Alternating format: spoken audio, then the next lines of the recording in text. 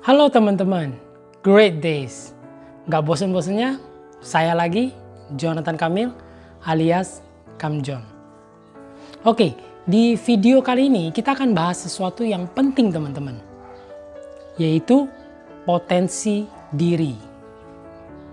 Namun sebelum itu seperti biasa, subscribe dulu, klik tombol loncengnya, supaya teman-teman terus update video terbaru dari Mindsetology series ini.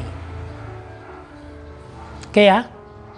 Oke teman-teman, satu kalimat ini sudah terbukti. Ya, jadi teman-teman nggak perlu lagi membuktikan keabsahan dari kalimat ini. Cukup yakini aja. Nah, apa itu kalimatnya? Kita manusia memiliki power dalam diri kita dan pikiran kita yang jauh lebih besar dibandingkan dunia ini.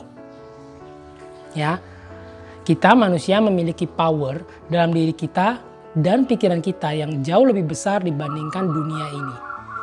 Teman-teman cukup yakini itu, nggak usah repot-repot lagi membuktikan.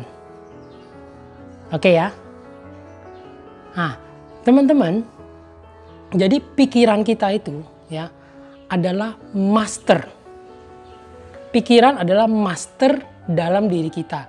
Bahkan seluruh alam semesta ini itu masuk loh ke pikiran kita teman-teman. Ya, pikiran adalah master. Jadi kita selalu bisa mewujudkan apa yang kita inginkan. Yes, saya katakan selalu. Oke ya, mungkin teman-teman bingung.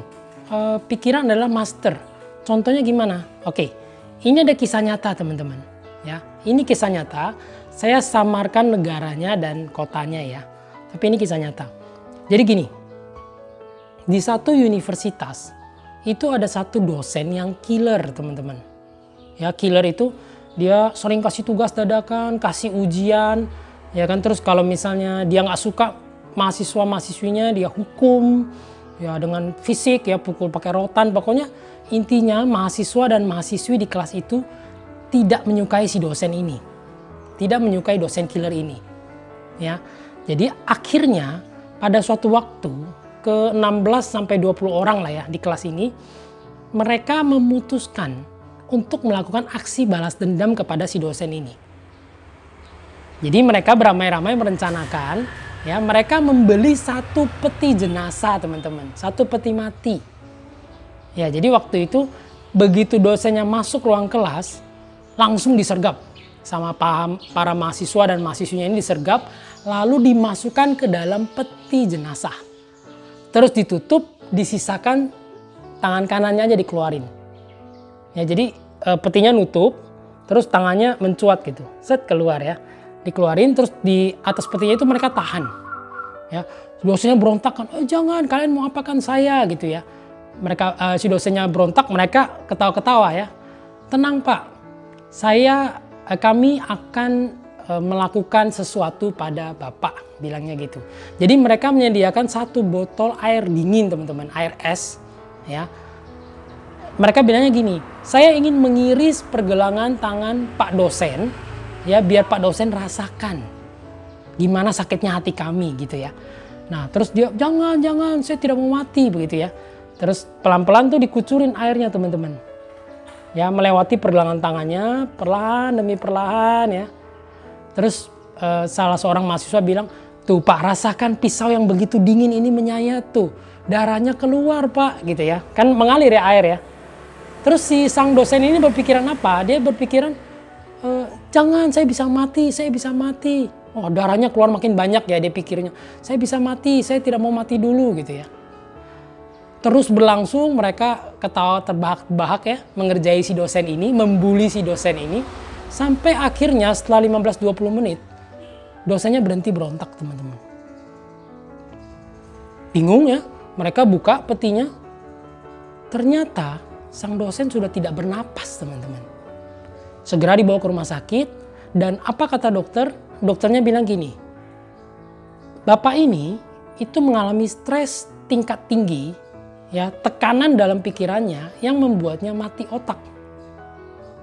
Ya, teman-teman lihat, ini kisah nyata. Akhirnya para mahasiswa ataupun mahasiswi ini ya ditangkap polisi, tapi nggak bisa dipenjarakan, tidak bisa dipidanakan karena mereka itu hanya mengerjai si dosen kan. Tidak ada maksud untuk membunuhnya teman-teman. Jadi bukan karena kehabisan udara, karena peti matinya kan tidak menutup semua. Dikeluarkan sebelah tangan kan berarti dari ujung kepala sampai ujung kaki ada celah.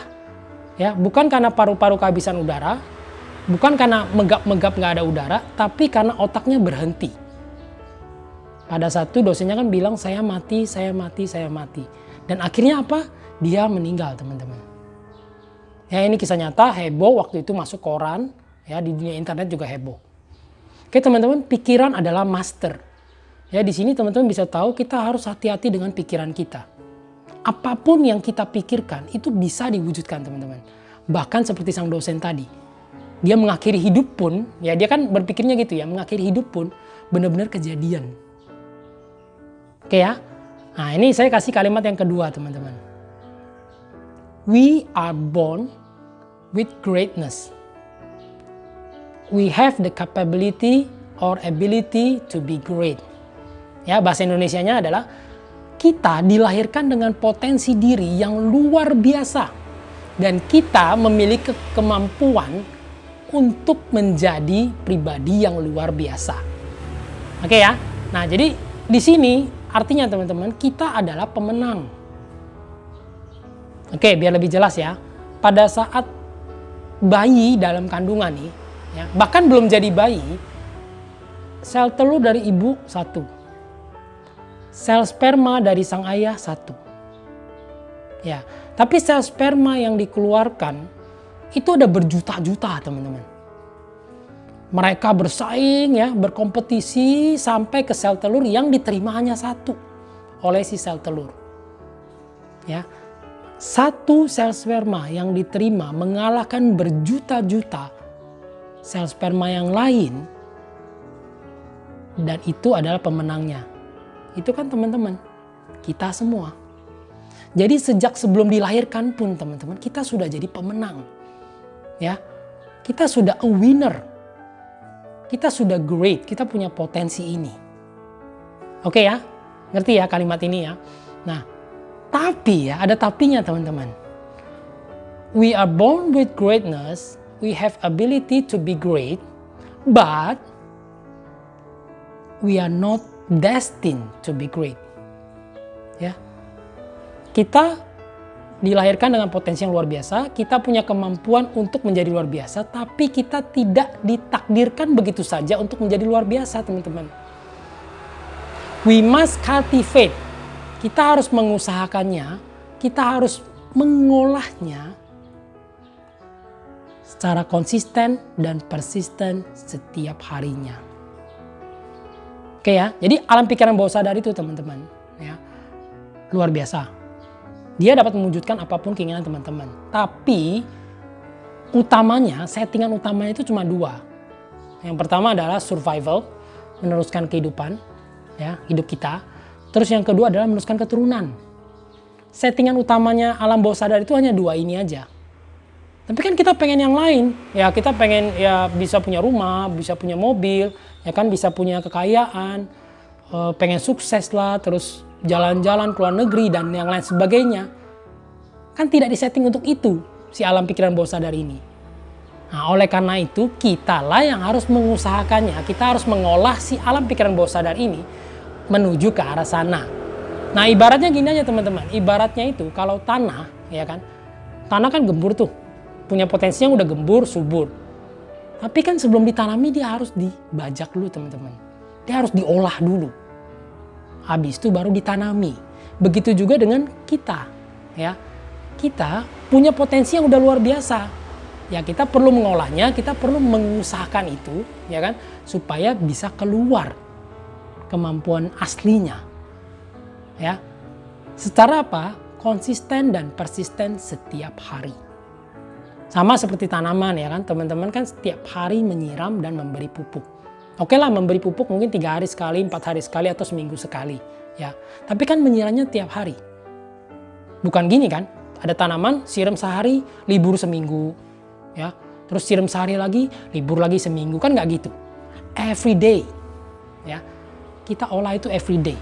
Pada saat kita mengusahakannya, kita olah itu tiap hari, alam pikiran bawah sadar itu, kan pikiran mastermind ya, alam pikiran bawah sadar itu pasti akan mewujudkan apapun keinginan kita. Oke, sampai sini jelas ya teman-teman ya. Kalimat pertama dan kalimat kedua. Teman-teman cukup yakini ini, pahami ini. Nah sekarang pertanyaan selanjutnya. Oke John, kita harus cultivate ya, mengolah, mengusahakannya, menanam ya, tanda kutip ya, maksudnya menanam ya ibaratnya tanaman gitu tanahnya kan, setiap hari secara konsisten dan persisten. Bagaimana caranya? Oke, caranya adalah bersambung ke potensi diri bagian yang kedua. Oke ya, jangan lewatkan teman-teman. Jangan lupa untuk like, share, dan komen di bawah ini. Juga tersedia link yang dapat teman-teman akses untuk mengetahui lebih lanjut mengenai Mindset Logic series ini. Akhir kata, sampai jumpa di potensi diri part yang kedua. Don't miss it. Stay tuned. Bye. Speed up.